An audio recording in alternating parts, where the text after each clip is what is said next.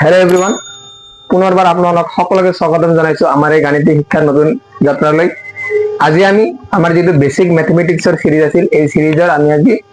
3 number পাৰ্টটো ইয়াতে আজি কৰিম। সো আজি আমাৰ 3 নম্বৰ পাৰ্টত আছে পূৰণ। 3 নম্বৰ পাৰ্টত আজি আমাৰ পূৰণ। সো পূৰণ কি? পূৰণ আমাক কিয় কৰিব লগা হৈছে? সো পূৰণ আমি কিয় কৰো? সাপোজ एग्जाम्पल भी আমি বুঝাই দিছো দিয়া সোয়া एग्जाम्पल सपोज 7 प्लस 7 কিমান হয় 7 আৰু 7 যোগ কৰিলে কিমান হ'ব 14 এটো তো ইজি বাস বাট যেতিয়া এনেকা টাইম আহি যায় सपोज মই বহুত কেটা 7 এক হৈ দিছো 7 plus 7 plus 7 plus 7 plus 7 plus 7 plus 7 okay at 7 কেটা আছে এটা দুটা তিনটা চাৰিটা পাঁচটা ছয়টা সাতটা এটা সাতটা 7 আছে এটা সোয়া যেতিয়া দুটা বা তিনিটা থাকে তেতিয়া যোগ কৰাত ইজি হৈ যায় ইজিলি আমি যোগ কৰিব পাৰো ওকে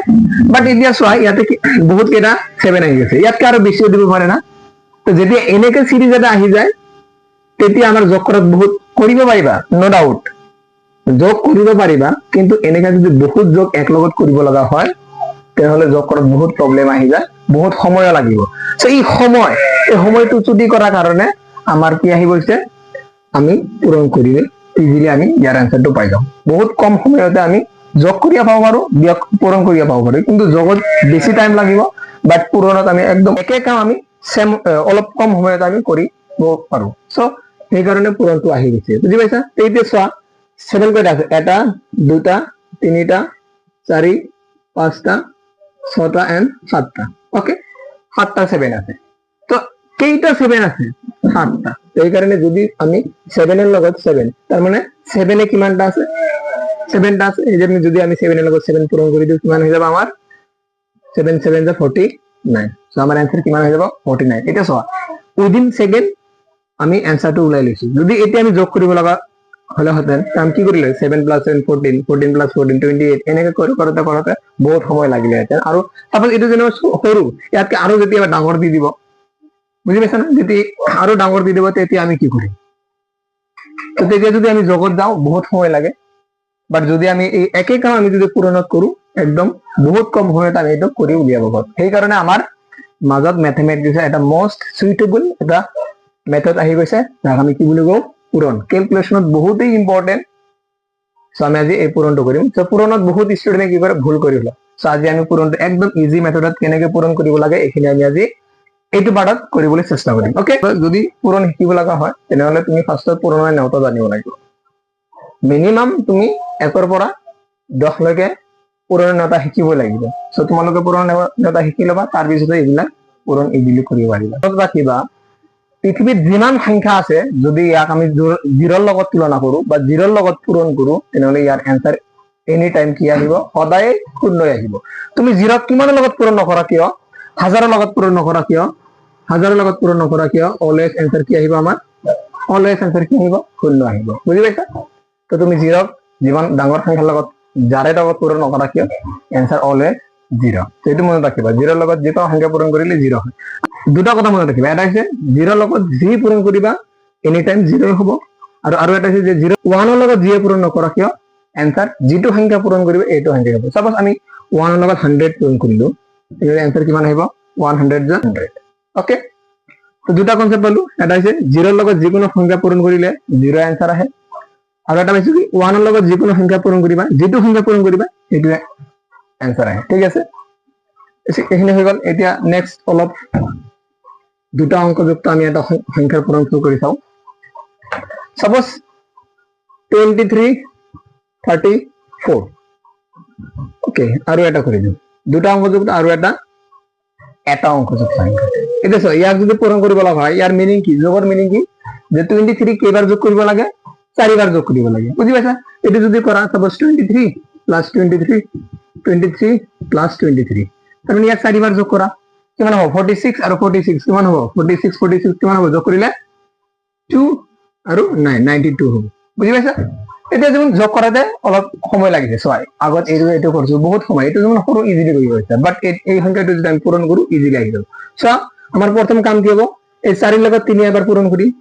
ফাৰ্ষ্টত সফলৰ পৰা আৰম্ভ কৰি তোমালোকে জানাই যোগ বিয়োগ পূৰণ চব সেমে সফলৰ পৰা কৰি কৰি বাওঁফালে আহিব লাগে এতিয়া 4 লগত আমি 3 পূৰণ কৰিম 4 লগত 3 পূৰণ কৰিলে কিমান হ'ব 4 3 গুণ 4 3 গুণ কিমান হয় 12 4 3 গুণ কিমান 12 এতিয়া চোৱা দুটা অংকযুক্ত সংখ্যা আহিছে না নাই যেতিয়া দুটা অংকযুক্ত সংখ্যা আহিব আমি কি কৰিম দুটাই নিলিখি যদি সফল আছে সফলটো ইয়াতে লিখিম 2 লিখিম হাতত কিমান থাকি যাব এতিয়া চোৱা 1 আছে এতিয়া 4 লগত 3 পূৰণ কৰা হৈ গৈছে এতিয়া আমি কি কৰিম এই 4 লগত এতিয়া 2 সফল পৰা এবাৰ 4 লগত 3 আৰু এবাৰ 4 লগত 2 এতিয়া 4 লগত 2 পূৰণ কৰিলে কিমান হ'ব 4 2 গুণ 8 পূৰণ নটা মুখস্থ লাগিব এটা তোমাৰ লগত কাম পূৰণ নটা মুখস্থ কৰিব সো 4 2 গুণ 8 8 আৰ 7 একা আছিল আমাৰ কিমান হ'ব 8 আৰু 1 9 ওকে চোৱা ইয়াত পূৰণ কৰি 92 আহিছে আমি যোগ কৰি কিমান পাইছো 92 এ পাইছো তাইছা কিন্তু সময় পূৰণত কম লাগিছে পূৰণ নটা এই কাৰণে আমি পূৰণটো কৰিব লগা হয় যেতিয়া ডাঙৰ সংখ্যাত পূৰণ যোগ কৰিব লগা হয় ঠিক আছে এতিয়া আৰু দুই তিনি মান एग्जांपल চোৱা সাপোজ এতিয়া 2 0 আৰু 3 ইয়াক যদি পূৰণ কৰিব লগা হয় কি হ'ব চোৱা ইয়াত পূৰণ কৰিলে কিমান হ'ব ইয়াৰ মিনিং কি আগৰ মিনিং বুজি লবা যে কি কৈছি এতিয়া চোৱা ইয়াৰ মিনিং কি যোগৰ মিনিং কি ইয়াৰ মানে 20 কেইবাৰ যোগ কৰিব লাগে তিনিবাৰ যোগ কৰিব লাগে তাৰ মানে কি হ'ব 20 প্লাস 20 কিমান হ'ব যোগ কৰিলে 40 and 20 কিমান হ'ব 60 যোগ কৰিলে আমাৰ কিমান হ'ব 60 এটা যেনিবা সৰু আছে ইজিলি ক'ব পাৰিছো বাট যেতিয়া ডাঙৰ থাকে বহুত প্ৰবলেম হৈ যাব ঠিক আছে এটা ইয়াৰ পূৰণ কেনে কৰিম চোৱা কি আছে ফাৰ্ষ্টৰ কাম সফলৰ পৰা কৰি যাম ফাৰ্ষ্টত 3 লগত কি কৰিম আমি 0 কৰিম তাৰ পিছত যদি 3 লগত 0 পূৰণ কৰা হৈ যাব তেতিয়া আমি 3 লগত 2 কৰিম ওকে সো ফাৰ্ষ্টত আমি 3 লগত 0 কৰো 3 লগত 0 পূৰণ কৰি কিমান হ'ব মই কি কৈছো ফাৰ্ষ্টতে যে 0 লগত পৃথিৱীৰ যিকোনো বস্তুৱে পূৰণ নকৰা কি হয় এনি টাইম এনসাৰ 0 আহিব ক্লিয়াৰ তেনলে 3 0 গুণ কিমান হ'ব আমাৰ 0 হৈ যাব ঠিক আছে এটা চোৱা হাতৰ তো নাই শেষ 0 এতিয়া আমাৰ 0 লগত কাম হলে এতিয়া আমি 3 লগত 2 পূৰণ কৰিম এটা চোৱা 3 লগত 2 পূৰণ কৰিলে কিমান হ'ব 3 2 গুণ 6 3 2 গুণ কিমান হ'ব 6 এটা চোৱা পূৰণ কৰি 60 পাইছো আমি যোগ কৰি কিমান পাইছিলো 60 পাইছো ক্লিয়াৰ এতিয়া অলপ তিনিটা অংক যুক্ত লও বা দুটা অংক যুক্ত লও ওকে বেছি না কৰিম কম কম কৰিম কিন্তু বুজিবলৈ চেষ্টা কৰিবা বস্তুখিনি যে কি কৈ আছে হৈ আছে কি ইয়াতে ওকে পূৰণ বস্তুটো কি এটা চোৱা 68 আৰু 23 এতিয়া অলপ দুটা অংক যুক্ত লও এটা চোৱা কি আছে আমাৰ ফাৰ্স্ট কাম সেমে ফাৰ্স্ট কাম আমাৰ সেমে ইয়াৰ লগত 3 লগত 8 তাৰ পিছত 3 লগত 6 আগৰ 3 লগত 8 কৰিম 3 8 গুণ কিমান হয় 3 8 গুণ 24 24 এতিয়া চোৱা দুটা অংক আহিছে যেতিয়া দুটা অংক আহিব সফলটো লিখিবা কি আছে সফলে 4 আছে 4টো ইয়াতে লিখি দিবা হাতৰ কিমান থাকি যাব 2 থাকি যাব ঠিক আছে এটা চোৱা 3 লগত 8 আমাৰ হৈ গলে এতিয়া 3 লগত 6 3 7 কিমান হয় 3 7 18 3 7 18 বাট হাতৰ কিমান আছিল 2 আছিল সো 18 আৰু 2 যোগ কৰিলে কিমান হ'ব 20 সংখ্যাটো কি হ'ব 20 এটা চোৱা দুটা অংক আছে 6 ৰ ইফালে আৰু সংখ্যা নাই যদি আৰু সংখ্যা থাকিলে হয় আমি ইয়াক সফলটো লিখিলো হয় কিন্তু ইয়াত যেহেতু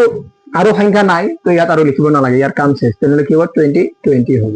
বাট যদি ইয়াত আৰু সংখ্যা থাকিলে হয় সাপোজ 1 থাকিলে হয় তেনলে আমি কি কৰিলে হয় ইয়াত 20 ৰ 0 টো লিখিলে হয় 2 টো হাতত থলো হয় তাৰ পিছত 3 লগত 1 পূৰণ কৰি তাৰ পিছত আমি কমপ্লিট লিখিলো হয় ঠিক আছে যেহেতু ইফালে আৰু সংখ্যা নাই আমি ডাইৰেক্ট 20 লিখি দিম ওকে নেক্সট ওয়ান এটা ইয়াৰ কাম শেষ যেতিয়াই এটা সিৰিজৰ কাম শেষ হৈ যাব তেতিয়া তুমি ইয়াতে কি কৰি দিবা ফাৰ্ষ্টৰ সংখ্যাৰ তলত এটা পূৰণ চিহ্ন দিবা পূৰণ চিহ্ন মানে কি ইয়াত আৰু সংখ্যা নবহিব ইয়াৰ পিছৰ পৰাহে বহিব ঠিক আছে ইয়াত আৰু নাই কাম নাই শেষ এটা সো ইয়াৰ কাম হৈ গল 3 এৰ কাম হল এতিয়া 2 এৰ কাম আকৌ সেম বহুত স্টুডেন্টে কি কৰে ইয়াত এইটোতো ঠিকই কৰে কিন্তু এই 2 এটা কি কৰে 2 এৰ লগত 6 পূৰণ কৰে কিদিনে কৰা যায় নহয় এনেকা নহয় কি কৰিবা তোমালোকে এই 2 এৰ লগত আগত 8 পূৰণ কৰিবা সেম সফলৰ পৰা আহিবা তো 2 এৰ লগত 8 পূৰণ কৰিলে কিমান হ'ব 2 8 গুণ 16 16 সফলটো লিখিবা 6 ইয়াত লিখিবা 0 ৰ তলত লিখিবা 6 হাতৰ কিমান থাকি গল 1 ওকে সেম এতিয়া ইয়াৰ কাম হল এতিয়া ইয়াৰ লগত ইয়াৰ 2 আৰু 6 পূৰণ কৰিলে কিমান হ'ব 2 6 গুণ 12 হাতৰ কিমান হ'ব 13 যেহেতু ইফালে আৰু সংখ্যা নাই সো 13 আমাৰ 13 হ'ব 13 বাস তো পূৰণ কৰাৰ পিছত জানাই যোগ কৰিব লাগে বাট হৰণৰ পিছত কি হ'ব লাগে বিয়োগ কৰিব লাগে ওকে এই চোৱা 4 তাহলে একো না মানে কি হ'ব 4 হ'ব এটা চোৱা 0 আৰু 6 যোগ কৰিলে 6 হ'ব 3 আৰু 2 যোগ কৰিলে কিমান হ'ব 5 হ'ব 1 1 হ'ব এটা आंसर কিমান আছে আৰু ইয়াত যদি যোগত মিনিং ওলাব খোজা যোগৰ মিনিং মানে কি 68 কে কেইবাৰ যোগ কৰিব লাগে 23 বাৰ এতিয়া 6 যোগ কৰি কিমান ডাঙৰ হ'ব কৰিবই নোৱাৰা সেই কাৰণে আমি পূৰণ কৰিব লাগে একদম ইজি মানে आंसर হৈ যাব 1564 ঠিক আছে সেটা আমার ফাইনাল आंसर এতিয়া আমি অলপ ডাঙৰ লও তিনিটা অংকযুক্ত বেছি নকৰিম কম কম কৰিম কিন্তু বুজিবলৈ চেষ্টা কৰিবা কি আছে সাপোজ 2 3 5 and 3 2 1 okay এতিয়া চোৱা ওৱান অলপ ডাঙৰ লৈ ভাল লাগে এতিয়া চোৱা কিমান আছে সেম প্ৰসেস ফাৰ্ষ্টত এইটো 5 দি শুৰু কৰিম এইটো 5 দি আমি ফাৰ্ষ্টত ইয়াক কৰিম ফাৰ্ষ্টত দি শুৰু কৰিম সফল কৰা যাবা সো 5 আছে 5 ৰ লগত 5 পূৰণ কৰিলে কিমান হ'ব 5 5 গুণ 25 এতিয়া চোৱা 25 ৰ সফলটো লিখিবা 5 ওকে হাতৰ কিমান থাকি গ'ল 2 এতিয়া ইয়াৰ লগত ইয়াৰ শেষ এতিয়া ইয়াৰ লগত ইয়াৰ 5 ৰ লগত 3 5 3 গুণ কিমান হ'ব 15 সো 15 আৰু হাতৰেকে কিমান হ'ব 17 17 সফলটো লিখিবা কি লিখিম সফলটো ইয়াত আৰু আছে 2 3 ৰ পিছত আৰু আছে না নাই সেইকাৰণে আমি সফলটো লিখিম 7 লিখিলো তাৰ পিছত হাতৰ কিমান থাকি গ'ল হাতৰ 1 থাকি গ'ল ঠিক আছে এতিয়া 5 ৰ লগত 2 5 2 গুণ কিমান হ'ব 10 5 2 গুণ 10 হাতৰেকে 11 যেহেতু 11 আছে এতিয়া চোৱা 11 টো যেহেতু আৰু 2 এৰ পিছত আৰু একো সংখ্যা নাই এই কারণে আমি হাতত থব নালাগে ডাইরেক্ট 11 টো 11 লিখি দিবা বুঝি পাইছা এটা সব ফার্স্ট সংখ্যাটোৰ কাম শেষ এটা আমি যেহেতু এইটোতে কৰি সো ফাৰ্স্টৰ তলত কি দিবা এটা পূৰণ দিবা এতিয়া ইয়াৰ লগত 2 লগত 5 2 5 গুণ কিমান হ'ব তো সফলটো লিখিবা 0 তাৰ পিছত কিমান থাকি যাব হাতৰ 1 এতিয়া 2 লগত 3 2 3 গুণ 6 হাতৰকে 7 লিখি দিবা ওকে এটা চোৱা 7 হৈছে যেহেতু হাতৰ 1 নাই সো হাতত ৰাখিব নালাগে এতিয়া 2 লগত 4 ইয়াৰ লগত ইয়াক 2 2 গুণ 4 এটা 4 লিখি দিবা সো যেহেতু ইয়াত আৰু এটা সংখ্যা আছে এই কাৰণে আমি তিনিবাৰ কৰি লাগে তো ইয়াত এতিয়া ক্ৰস মাৰ্ক দি দিবা যিমান বাৰ আহিব লাষ্টৰ সংখ্যাটোৰ তলত কি দিবা এটাকে ক্ৰস দি দিবা ওকে এটা ইয়াৰ কাম শেষ এতিয়া আমাৰ 3 এর কাম এটা 3 লগত 5 3 5 গুণ কিমান হয় 15 15 সফলটো লিখিবা 5 ইয়াত লিখিবা ইয়াত নাই ক্ৰস কাম শেষ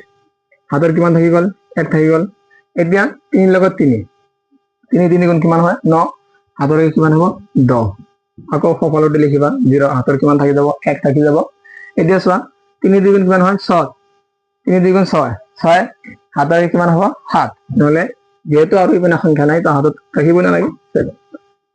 কাম নাই আৰু শেষ ইয়াত যেহেতু 3 আছে 3টা আছিল আমাৰ 3টা কাম হল এতিয়া আৰু নাই এটা আমি ডাইৰেক্ট যোগ কৰি দিম সো 5 একো নাই 5 হ'ব 7 0 যোগ কৰিলে কিমান হ'ব 7 হ'ব এতিয়া চোৱা 1 7 কিমান 8 8 আৰু 5 কিমান হয় 8 5 13 13 যেহেতু অংক আহি গৈছে 13 এই কাৰণে সফলটো হ'ব 3 হাতৰ কিমান থাকিব 1